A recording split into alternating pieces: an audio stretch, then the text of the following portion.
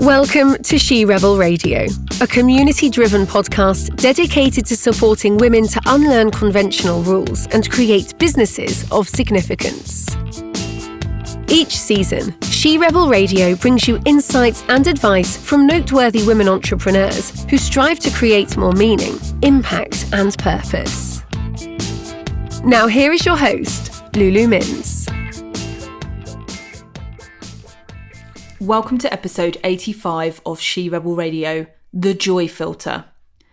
Welcome, ladies. It is She Rebel Friday, and we are here for a solo show, The Joy Filter, where we're going to look at what is the joy filter, why you should care, and the action steps you need to take to get there, to apply it, to bring more joy into your life and into your business. Now, this is going to be the last episode of our summer series of She Rebel Radio. We've had some incredible episodes recently, but don't worry, we're going to be back in September. You know, our last episode, The Rules of Lee Miller, just like an incredible icon of mine, the original She Rebel in my eyes. We also had Lindsay Boyd and her incredible experience in brands and how she brings together spirituality and business. And I'm really looking forward to our She Rebel roundtables, which are going to be back in the autumn, which is where you can join us live to have these discussions with the other She Rebel Radio listeners and guests of the show. So those have gone down really well in 2021, and we've got more coming for you in the autumn of this year. And of course, not forgetting, we had the incredible Bethany Rose talking about the contained wildness of women. And this episode really is about how we can reconnect with joy and put that joy filter through everything we do in our lives and businesses. And what I'm really feeling is that call to go deeper with joy and experience. It's something I've been feeling for a long time, but I know that the pandemic has been a massive initiation for so many people. It's been an initiation for women on a different level, a lot of which this podcast is all about. But for all of us as people, the joy filter, the experience, the reminder of how precious our time is, that our time is not a commodity. And actually, when we slow down, when we're present with things, we can create more joy in our lives. And I love to ask this question sometimes to coaching clients over the years, etc. Is like, what's the opposite of presence? Because I know I was like, being present, why am I not present? What does it mean when I'm not present? So when you consider the opposite of being present in the moment, in the now, it's being absent. And when we find ourselves not in joy, it's because we've been absent for quite a long time. Now, I wasn't even going to dive into this today in terms of presence and absence. I don't know where it's come from, but I'm going to go with it. And when I left work, 2014, I had a really good chat with a colleague of mine who popped up on my LinkedIn, funnily enough, recently, about the fact that I was leaving. I was on holiday when I decided I was going to leave. We'd been good friends throughout. I came back, told her that I'd handed in my notice and the decision I'd made. And she was like, I knew you were going to do that, because of office politics and things that had happened whilst I'd been away.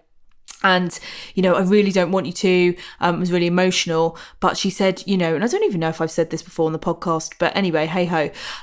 She said, but, you seem lighter and brighter and like more of the you that walked into this office 8 years ago.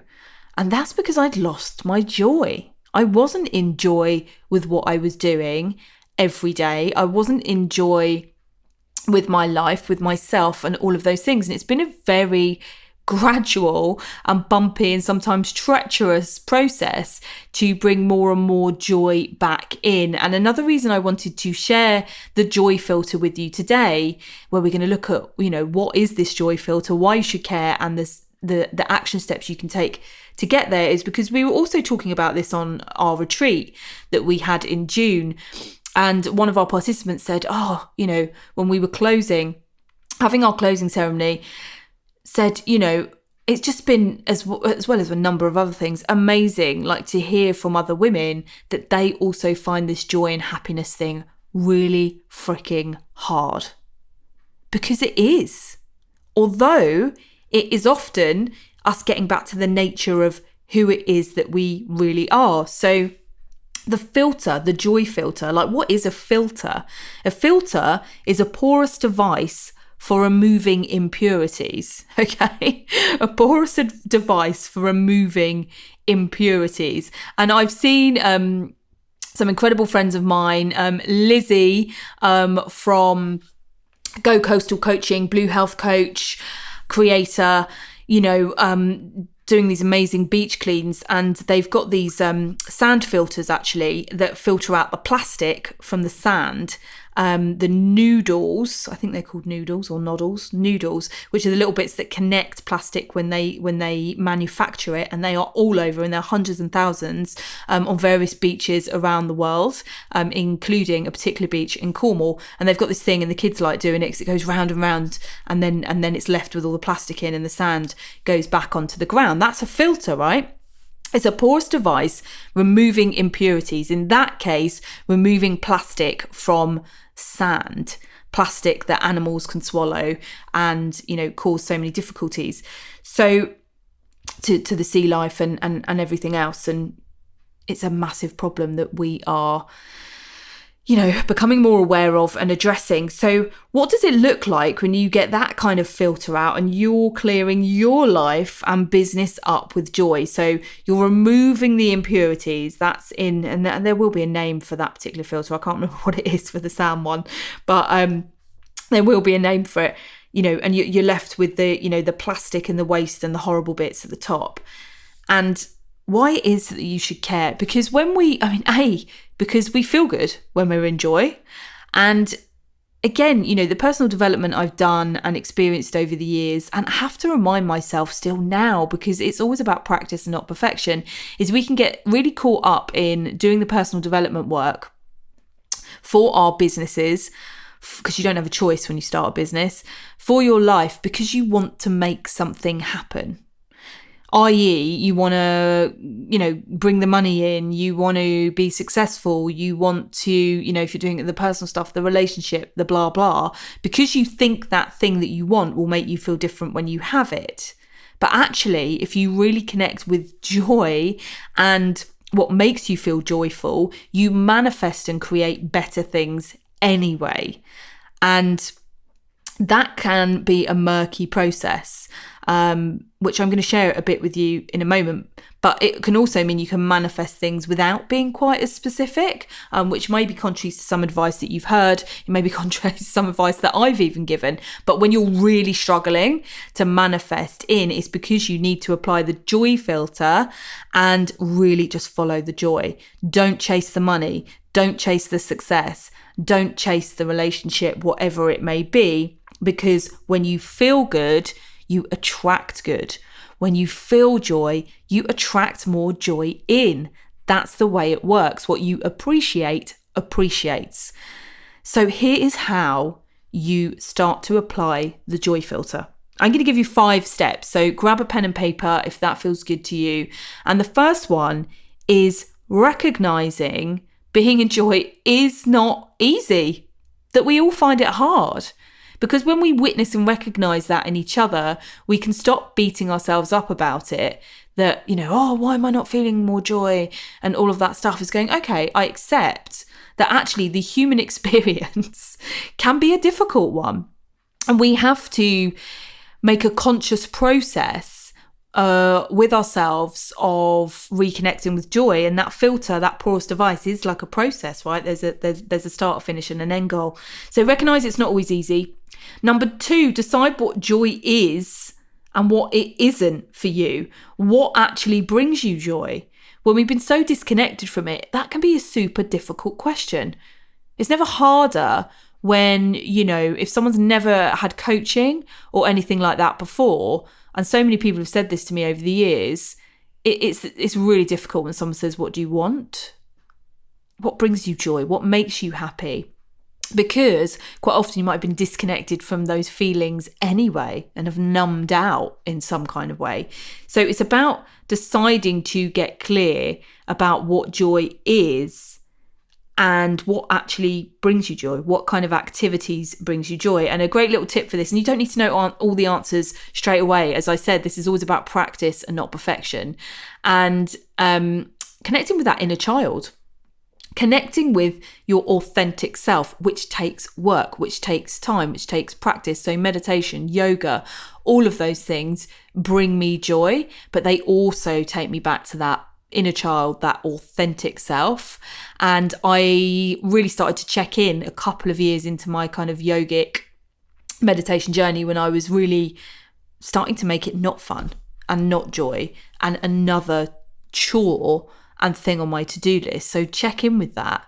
Is that actually bringing me joy? So take your time with that. Is it going down the beach? Just write down one thing that does bring you joy. Is it cooking?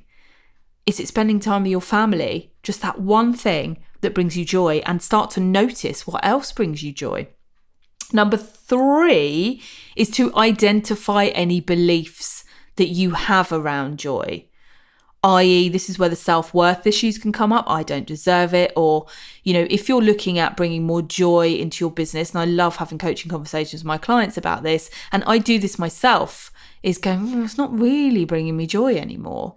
Really noticing how that feels in my body, in my energetic space, when I'm just, again, it's another thing on my to-do list and my chore list. And that doesn't mean that those things don't have to be done, but it may be repositioning things with, what's the most joyful way I can do this? And if I'm not doing it that way, what belief might be getting in the way of that? I.e., I can't earn money when I'm in joy. I don't deserve to have joy. It takes, pain and hard graft to be successful, in inverted commas. What does that look like for you? So identify any beliefs that you may have around joy. Number 4 is focus on the 1%, just bringing in 1% more joy a day or even a year. Imagine if you did that over 20 years and you were 20% more joyful in 20 years time than you are today. I mean, some people might think, God, that sounds like a long, arduous process. But for some people, that may be it. For some of you, it may be 1% a day. So, within 3 weeks, you're 20% more joyful, which is a pretty big amount. But just focus on the 1%. What's how can I ramp it up and amplify the joy just by 1%?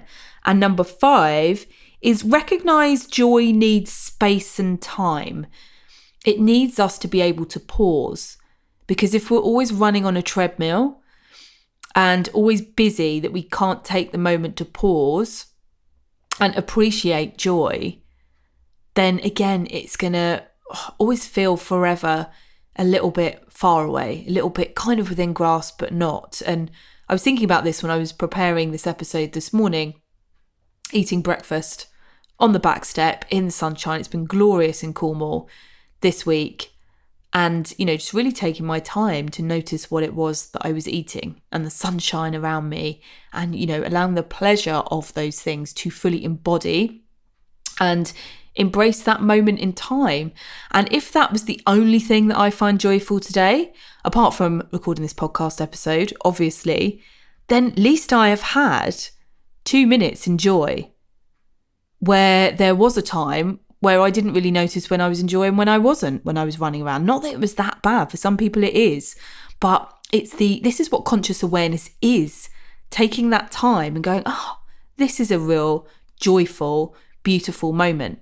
And then we can amplify that and amplify it and amplify it. So as I said, number 1, recognizing that being in joy is difficult for everyone, usually because we jump into being absent and letting the mind wander and using the past to predict the future and the blah, blah.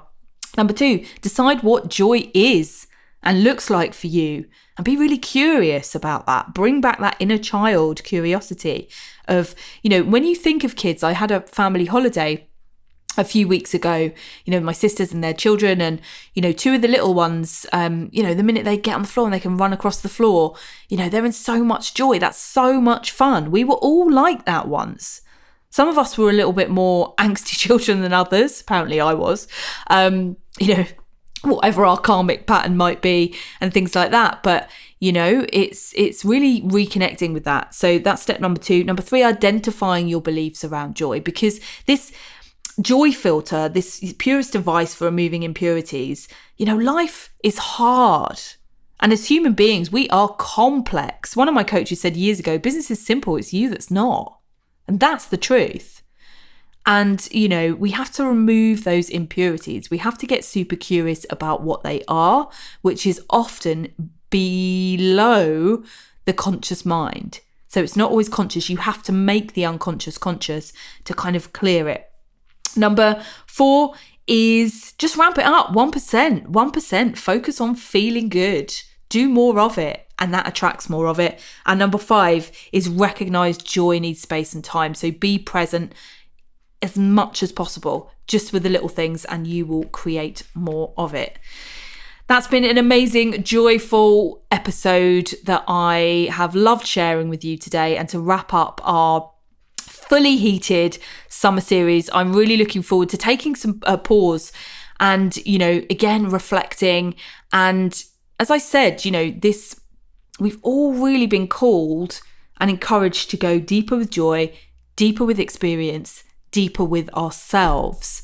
And that's going to continue. And the podcast, I hope, is reflecting that and supporting you with that. And I need those moments to do that, to consider, what aspects are bringing joy, where we're going to move forward with it, what amazing content's coming next, and She Rebel Roundtables. And we will be back in the autumn sharing more incredible episodes with you. And also another great episode to listen to this one with is Half-Assed and Full-Hearted. That is, quite similar lines, but different enough, but will really help you focus on bringing in the joy filter. Thanks for listening to She Rebel Radio, the podcast for women unlearning conventional rules and creating their businesses of significance. She Rebel Radio is executive produced by award-winning coach and advocate Lulu Mins.